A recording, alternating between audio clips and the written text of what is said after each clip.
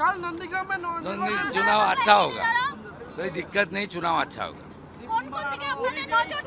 ট্রেনে করে ফেরানো হচ্ছে, তৃণমূল অভিযোগ করছে ঘুষের রাজনীতি হচ্ছে গুজরাট থেকে।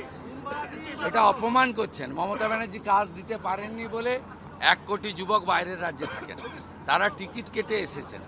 আর প্রত্যেক রাজ্যে নির্বাচনে স্পেশাল ট্রেন দেওয়া হয়, টিকিট তো ওরা কেটে এসেছে। অপমান করছেন, ভয় পাচ্ছেন। এই 1 কোটি যুবক আপনাকে হারাতে এসেছে।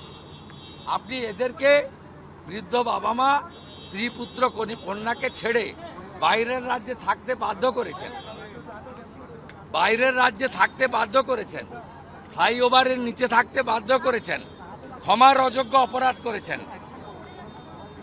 2011-তে আপনি যেদিন ক্ষমতায় আসেন সেদিন পরিযায়ী শ্রমিক নথিভুক্ত ছিল 5,20,000, আর আজকে প্রায় 70 লক্ষ নথিভুক্ত। এর বাইরেও আরো 30-40 লক্ষ আছে নথিভুক্ত নয়। 1 কোটি পরিযায়ী শ্রমিক।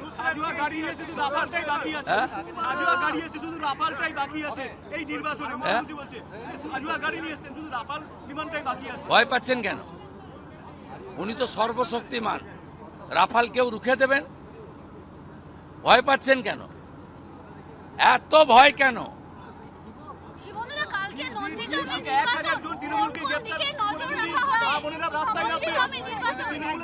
চিন্তা করতে হবে না, নন্দীগ্রামটা আমাকে ভাবতে দেন। हाईकोर्ट ने आज स्टेट गवर्नमेंट को फाइन किया है, बीएसएफ को जो जमीन देना था वो नहीं दिया। फाइन में कुछ नहीं होगा।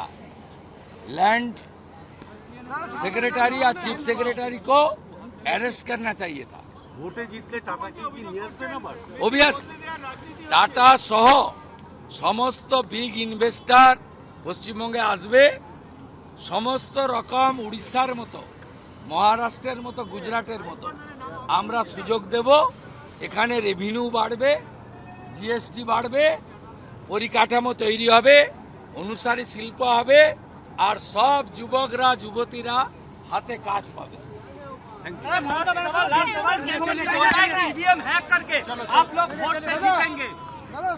ईवीएम हैक करके बीजेपी उसका इलाज का जरूरत है। कृपा करके रांची जाइए। ममता बनर्जी को डोर टू डोर कैंपेन करना पड़ रहा है, क्या बोलेंगे? हार जाएगी।